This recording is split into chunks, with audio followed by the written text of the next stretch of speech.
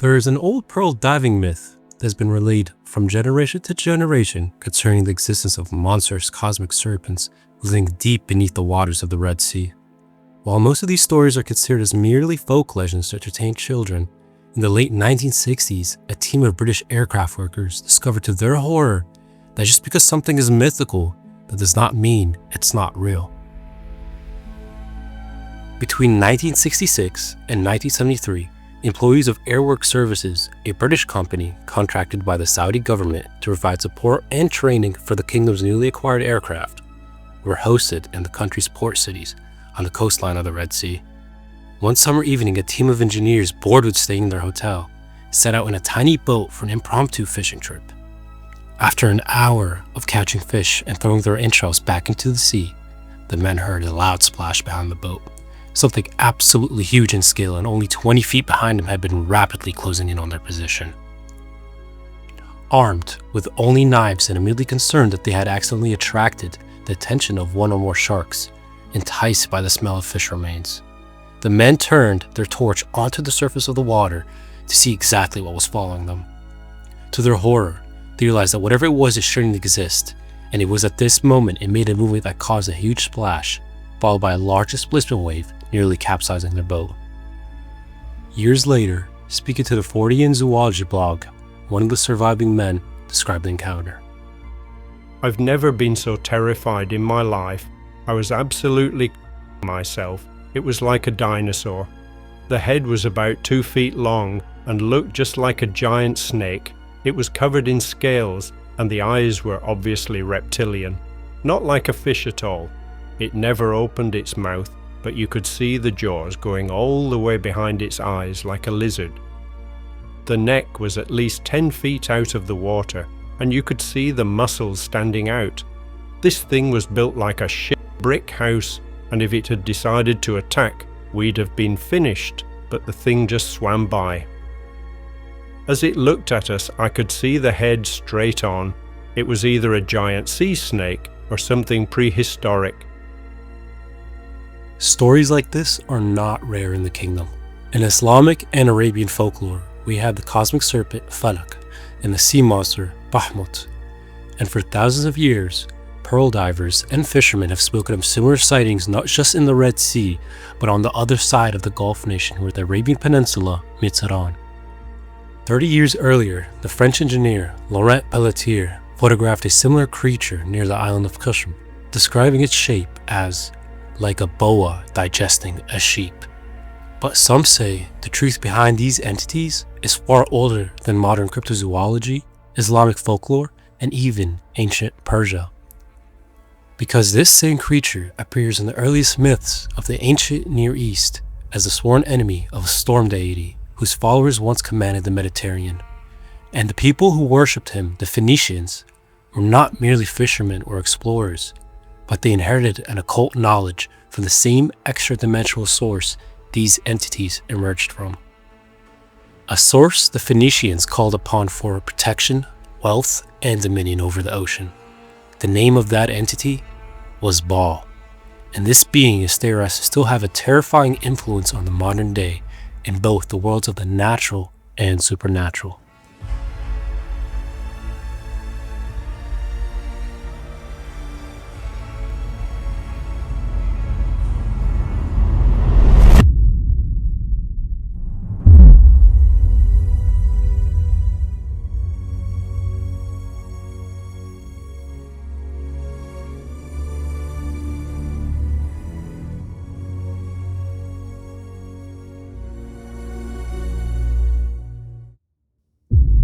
In the previous episode, concerning the spread of a catastrophic bug across the 6th century Middle East while under the Byzantine rulership of Justinian the Great, we discussed alleged eyewitness accounts of entire fleets of phantom ships appearing offshore, manned by deformed humanoid entities, docking at the harbors worst impacted by the virus. These reports came from credible, high-profile figures including historians of that time, government officials, and even a bishop, all of whom hinted that the disease was either caused by or had attracted entities from another plane of existence. But such high strangeness is not unique to that period.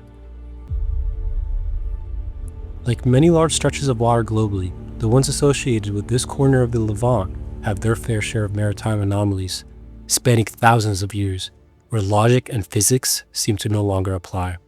Perhaps the most famous instance could be found in the Quranic and biblical story of Prophet Musa, when he supernaturally parted the sea. But a variety of other strange accounts have been reported since. And as we will show, according to some researchers, the origin of these anomalies, ranging from cryptids to phantoms, may be partly connected to one specific race, the ancient Phoenicians. At some point between the 90s and the 2000s, one such unexplainable instance was recently relayed online by the nephew of a Saudi fisherman. According to his account, while trawling the waters of the Red Sea late at night, his uncle heard live music coming from somewhere in the darkness, rapidly approaching the vicinity of his boat. Naturally, assuming it was another vessel, perhaps a yacht hosting a late-night party on the water, the situation quickly escalated from curious to terrifying. Despite the sound of the music getting closer, no other boat could be seen. And even at that moment, when the music filled the entire vicinity of his fishing vessel, its source remained invisible as it quickly moved past him and faded into the distance. Unnerved by the experience, back on shore, other fishermen explained that this type of maritime phenomenon believed to have occurred before on the Red Sea and other nearby parts of the Levant. Another account even mentioned a similar instance off the shores of Turkey, where the same phenomenon was followed by the manifestation of apparitions of human beings with goat heads, reminiscent of the deformed phantoms allegedly encountered in the same area during the Justinian plague centuries earlier.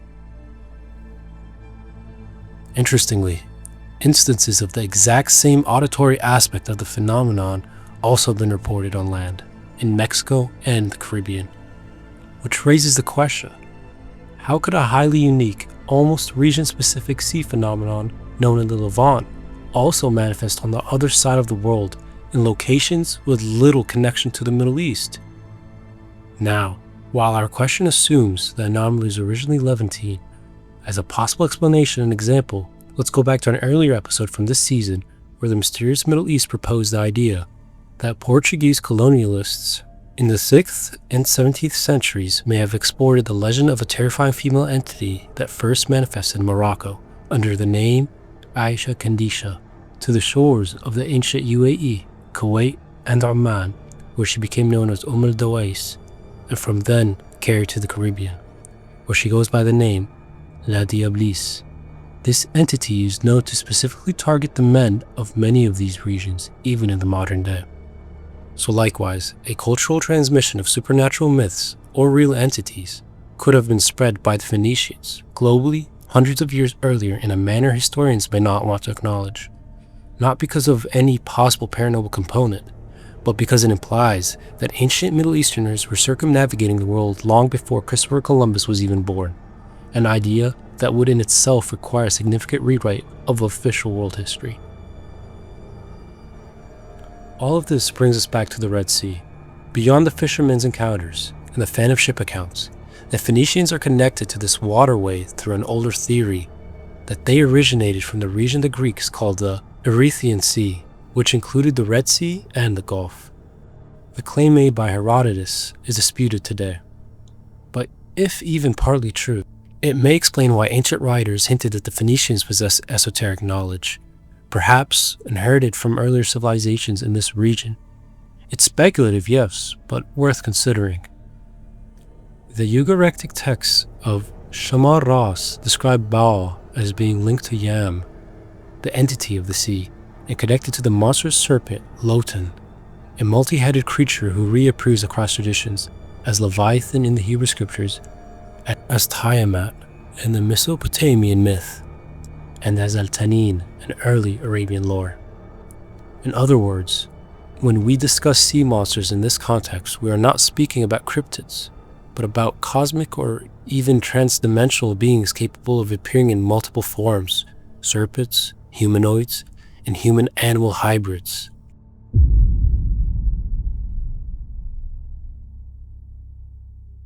It was then that the most extraordinary event I have ever witnessed in my entire life occurred. I first saw, quite far from the coast, at a distance I could not accurately judge, a long stretch of churning foam, astonishing in the middle of such perfectly calm waters. This disturbance was moving from west to east, tracing a wide arc. With my Contax camera still in hand, I followed this inexplicable curve with my eyes. When it reached a certain distance, I saw a dark shape glide past and disappear. Very long, undulating. Something that moved like a serpent. Something far larger than the biggest cetaceans one might encounter in the Persian Gulf or the Sea of Oman. At such a distance, a form so oversized could only signify a truly monstrous reality. No one in the aircraft was paying the slightest attention to me, nor to what I was watching. I refused to look away from the sea, where that white disturbance still appeared. In fact, I was ready to fire the shutter, waiting with intense anticipation for the phenomenon to occur again. My hope was not in vain. For the second time, I saw emerging from the foaming water a kind of serpent, this time very dark, though still submerged. You know that from an airplane one can clearly make out things that escape ordinary observation, even tens of meters below the surface. The creature soon became fully visible. I quickly took 2 photographs. I made out a small bulge, undoubtedly the head, a very long neck, then a thicker rounded section, exactly like those photographs of a boa digesting a sheep, and finally a very long tail, much longer than the neck, nearly equal in length to the neck plus what I call the belly. I cannot say whether its undulating motion was horizontal or vertical due to the sharpness of my viewing angle, but the creature was undoubtedly propelling itself through undulations. A thin line of foam trailed for a moment behind its foremost end, likely when the creature brought its head above the water. This was the direct account from the French traveler Laurent Pelletier in 1936, just north of the Trucial States, the modern-day UAE. His description of an enormous, dark, undulating sea creature most closely resembles the aforementioned sea serpent from Canaanite and Phoenician lore, known in the Ugaritic texts as Lotan or Leviathan.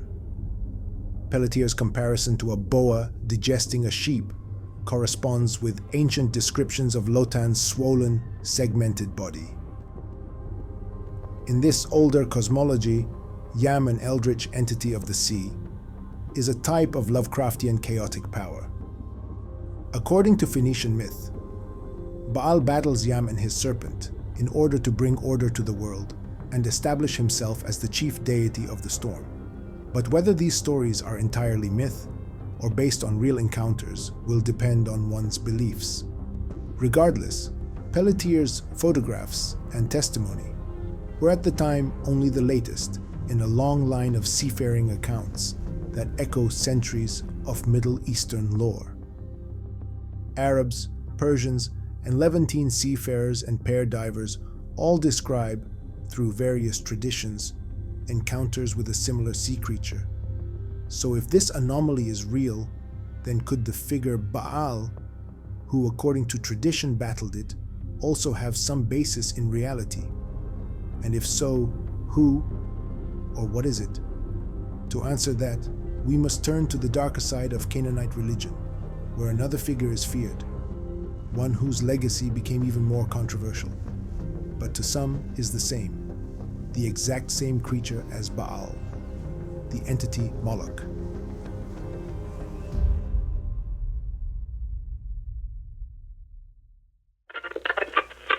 We were so excited the day we decided to go to the Colosseum, but the moment we got there, the sight that greeted us was horrifying. Standing guard over the entrance was the colossal pagan statue of Moloch. It was placed in that prime spot so that everyone that entered into the Colosseum had to pass it. That was the voice of the tourist Alexandra Clark expressing shock at the mounting of a statue representing the ancient deity Moloch, now stationed at the entrance to the Colosseum in Rome. Although the site is traditionally regarded by the church as sacred ground due to the early Christians who perished there, the installation was organized by the Parco Archeologico de Colosseo as part of an exhibition on Carthaginian culture and art. The decision quickly drew criticism from several Christian groups. This is, of course, due to the historical claims that, at least allegedly, parents would offer their children to the entity for wealth and protection.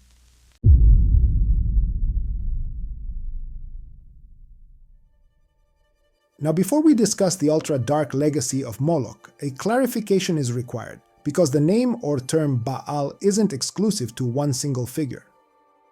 It's a title that was used for different storm deities across the ancient Levant, including Baal Hadad, who engaged with various sea monsters. Moloch, on the other hand, is a separate and heavily debated figure in the ancient sources, often discussed in connection with Carthage and later polemics. In this episode, when we say Baal, we are primarily referring to Baal Hadad and related Phoenician Canaanite sea traditions. And when I say Moloch, I am talking about the Carthage debate and the later interpretation surrounding it. However, and this is important, some of the sources we reference in this episode conflate the two as one and the same, or as variants of each other, one entity serving different purposes under different guises. But regardless, both are still intimately connected to Phoenician demonology across the Mediterranean. The ancient Phoenicians were not a single kingdom, but a network of fiercely independent port cities connected by language, religion, and the sea. Archaeologists often describe them as metaphorical ghosts in the historical record, since their presence is felt, but exactly who they were remains debated. What we know for sure is that they mapped the Mediterranean, built Carthage, traded with pharaohs, and, according to some fringe researchers, disappeared into the Atlantic. Hence perhaps why maritime myths associated with their seas are found in the Americas. In the ancient world, there is evidence to suggest that the terrifying worship of Moloch was indeed global. Even though the idol is Canaanite in origin, historians and archaeologists say it was the Phoenicians who exported the belief in him, not only regionally, but possibly internationally, like in our Portuguese Ayesha Candesha example. So regionally, the historian John R. Salverda links the Greek bull-headed Minotaur to Moloch, where the practice of offering the youth to Moloch as the same as the annual tribute of 14 Athenians to the Minotaur. But what about globally? In 1872, a stone anomaly inscribed with Phoenician writing was allegedly discovered in Paraíba, Brazil. It tells of a Phoenician ship which, due to a storm, was separated from a fleet sailing from Egypt around Africa. Since the discovery has been dismissed as a forgery, and then later proved that it is genuine, only to be questioned again, clearly the jury is still out on this, even though many mainstream historians in this space will bluntly deny the possibility. But other out-of-place artifacts have been found that indicates with more certainty that the Phoenicians arrived in America thousands of years ago, wherein more than one of those artifacts includes blatant references to Moloch itself. Writing in 1882 in the treatise, Did the Phoenicians Discover America?, Thomas Crawford Johnston states that the Phoenicians traveled the world and founded America's high civilizations, including the Maya and Aztec. Among the early inhabitants of Mexico, human sacrifice was commonly practiced. He states that here, we find that the deity at whose shrine this usually took place was one which, while going under another name, corresponds exactly with the Phoenician Baal or Moloch, this deity among the Aztecs, being represented by an image half human, half brute. Contemporary fringe theorists Frank Joseph and Zechariah Sitchin, the latter of whom reliably attracts a wave of negative comments every time he's mentioned on this channel, argue that the Native American Wabaunsee stone discovered in Chicago may have originated from the Levant. However, this is where the topic takes a very dark turn. Longtime subscribers will remember that when we first explored this subject about 3 years ago under Salah's narration, the channel was much smaller, so we quietly slipped under the radar when discussing the less advertiser-friendly aspects of ancient Phoenician life. That's not really feasible today, but an unedited version of this episode will eventually be uploaded to Patreon. So just know that everything we say for the next 2 minutes or so is heavily sanitized, and you will have to read between the lines. Sitchin argues that in certain periods of Phoenician history, groups would take part in dedication ceremonies at a Tophet, an outdoor precinct marked by stone installations and symbolic altars. According to his interpretation, these locations were involved in what he describes as severe acts of devotion intended to seek favor from deities such as Moloch and others associated with the sea. He writes that individuals were presented at the altar, and that the ceremony involved a symbolic transfer of offerings through channels carved into the stone, eventually flowing toward the sculpted image of the deity before reaching the water. A gesture that, in Sitchin's view, was meant to address the divine powers of the deep. Interestingly, the face of the Wabansi stone wears a chin beard, a personal grooming detail of which Phoenician males were inordinately proud, but something certainly unknown to the beardless Native American Indians. With its potential historical worldwide reach, it's understandable why this obscure pagan deity has captured the attention and imagination of so many people internationally, and why many fear that the brutal worship of it could resume. Since worship of it is meant to grant its followers protection, wealth, and power, it has been associated with the most powerful global secret societies that allegedly exist today. One prominent blogger encapsulated the concern that worship of this ancient being may be being brought back into the modern age with the following statement. April 19th is also known in certain modern writings as the Feast of Moloch. For those unfamiliar with Moloch or Molech, this name refers to an ancient Canaanite deity that is repeatedly condemned in the Old Testament. Historical commentators have long associated this figure with rituals involving the young, and a large representation of the deity is displayed annually at a private gathering in Northern California. Is it just a coincidence that reproductions of the arch that once stood in front of the Temple of Baal in Palmyra, Syria, are being installed in New York and London on the same date linked to the Feast of Moloch? Are we to assume the date was chosen without any symbolic meaning? Is it simply an unusual accident that the installation happens on the day that begins a 13-day period, which some writers claim is significant in traditions related to Baal? However, to counter this argument, the historian and skeptic Jason Colavito writes that the idea of the Feast of Moloch appears to originate from as recently as the late 20th century among Christian anti-Illuminati fringe theorists. Ergo, that it is an entirely new theory. The oldest sacrificial reference to this feast he found was from 1995, confirming it has no real theological or archaeological basis. This is partly why more questions were asked in November 2019, when, as part of an exhibit celebrating the city of Carthage in Tunisia, a giant statue of Moloch was erected at the entrance to the Roman Colosseum. Previously, the Catholic Church had made the Colosseum a sacred site to honor the first Christians martyred there. The statue was modeled on one found in the 1914 Italian silent film Cabiria. In that film, the idol of Moloch, set up in a Carthaginian temple, has a giant bronze furnace in his chest, into which hundreds of are placed. Defenders of the statue say that it's simply a part of a historical, cultural exhibit about Rome's ancient rival, and that no religious significance was intended. But if archaeologists and historians believe that there is no actual historical basis for such a practice ever taking place, then what other purpose could it serve? That's something for the organizers to answer.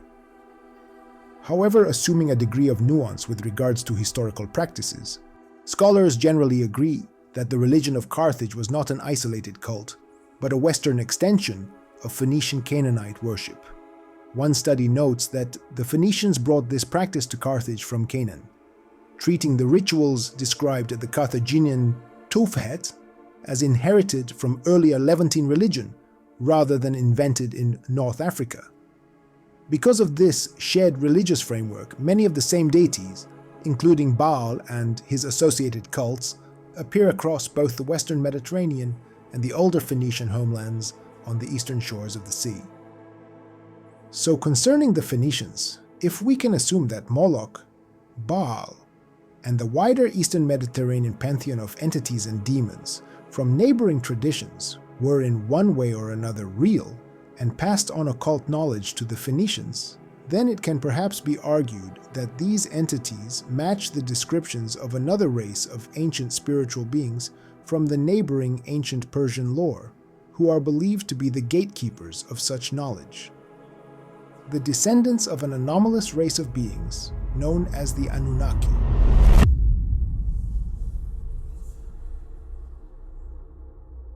According to the alt historian Timothy Albarino, the Phoenicians were largely responsible for spreading the genetics of the supernatural beings known as the Nephilim, the descendants of the Anunnaki, who some believe are either aliens or angels.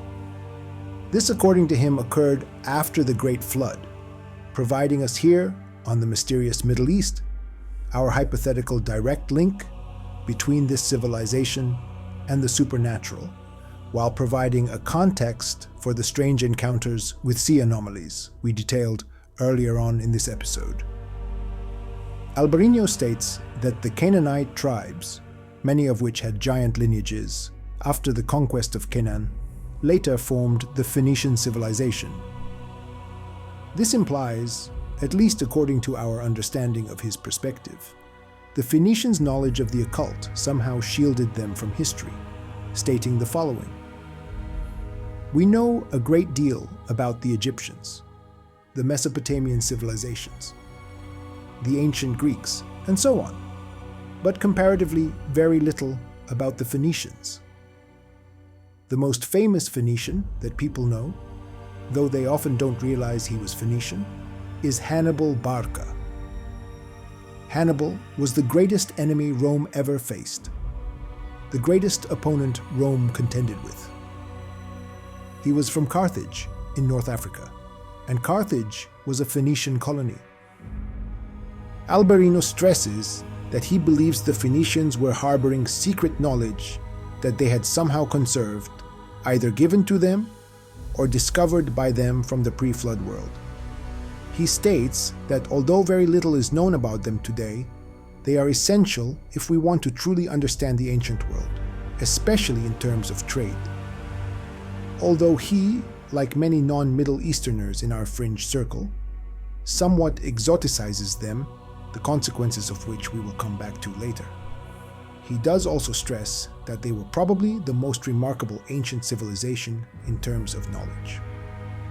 The wood for royal palaces, great temples, and large ships, much of what was made out of wood for elite structures, came from Lebanon, from the cedars of Lebanon. Those cedars were delivered and worked by the Phoenicians, the master craftsmen, master masons, master mariners, and master navigators of the ancient world, suggesting the only difference between tech and magic is an empirical scientific knowledge that we simply do not know yet. Drawing on sources such as the Old Testament, Mesopotamian Kings List, and the Ugaritic text, Albarino argues that the Anunnaki, interpreted in his framework as a transdimensional or preternatural being associated with the biblical watchers, transmitted advanced knowledge of navigation, metallurgy, kingship, and ritual practice to early human societies. In this view, the Phoenicians preserved and disseminated this inheritance through their Baal traditions, which are understood as later expressions of older Mesopotamian deities. As the Phoenicians established ports, colonies, and trade networks across the Mediterranean, they may have carried elements of this ancient system into Carthage, Greece, Rome, and even into the later strands of Western esotericism. Within this context, some theorists argue that Phoenician ritual practice, including the offerings associated with deities like Moloch, functioned as a technological, thaumatological, or symbolic means of assessing these entities, whether they're understood as fallen angels or extraterrestrial beings. Others suggest that regions associated with the early Phoenician activity may have been thin places, where the boundary between realities is weaker, potentially explaining centuries of folklore about sea monsters, phantom sailors, and other anomalous maritime encounters along the Red Sea, the Levantine coast, and the Mediterranean. This is why some believe the Red Sea functions as a thin spot between realities. The depending on the framework. These thin spots emerge for different reasons. A quantum view suggests our world, one of many, has frayed edges where it brushes against an adjacent reality, possibly a higher dimension or a parallel Earth. A religious view holds that powerful supernatural entities either create or exploit these thin zones as passageways. If that is true, then perhaps the Phoenicians, through proximity to such a zone, accessed knowledge of the unseen, knowledge that made them powerful, secretive, and influential, and that some believe survives today in certain global societies. Now, if you are not from the MENA region nor lived here for any length of time, there's a small chance that from your perspective, we may have painted the image of a paranormal adjacent race who had ancient knowledge fueled by dark practices that suddenly mysteriously vanished into history due to some anomalous force, not realizing that I and the guest narrator of Mahmoud and even Saleh, who originally covered this topic before, are probably likely direct modern descendants of the ancient Phoenicians, hailing from the locations they populated back in the Bronze Age. This is why when it comes to questions concerning any mysterious lost civilization who seemingly vanished over time, they didn't really vanish, they just transitioned or merged into other cultures, at least in most instances. Lebanese geneticist Pierre Zalloua, who has spent decades studying population history in our region, said, "The Middle East connects Asia, Africa, and Europe, funneling human migrations. We are far more closely related than we imagine. So while Rome may have destroyed Carthage, the Phoenicians themselves didn't vanish." Genetic studies show that in some Mediterranean coastal communities, as many as 1 in 17 men still carry a paternal lineage that likely traces back to Phoenician sailors. Furthermore, scientists sequenced the genomes of 4,000-year-old Canaanite individuals from the Bronze Age Levant, the very ancestors of the Phoenicians, and compared them to present-day populations. Their conclusion, published in the American Journal of Human Genetics, states that modern Lebanese derived the majority of their ancestry from those ancient Canaanites. Some estimates place that continuity at over 90%. So while the Phoenicians have an anomalous aspect to their history, leaving behind many unanswered questions, they were also just human. Their descendants are the ordinary people of the Levant and the wider Mediterranean today. And considering how widespread their seafaring travels were, it's possible that if you, dear viewer, are of Southern European or even West and East African descent, trace amounts of their DNA exists within you. So after everything we've explored, the Phoenicians, Baal, and Moloch, the ancient sea anomalies, and the idea that some beings may take more than one form, the question remains: what exactly are we dealing with? Sea monsters, disembodied spirits, or simply human stories trying to make sense of the impossible? From phantom fleets in the 6th century to invisible music on the Red Sea today, these encounters continue to blur the boundary between folklore and reality. And whether you see these manifestations as demons, aliens, or something entirely different, the pattern of similar occurrences across time and geography is hard to ignore. My name is Mahmoud, a guest volunteer reader from the mysterious Middle East. Inshallah, we'll return soon with more mysteries from the Levant and the Gulf. Leave your opinions in the comments, and make sure you're still subscribed with the notification button still pressed on. And inshallah, we'll see you in the next one.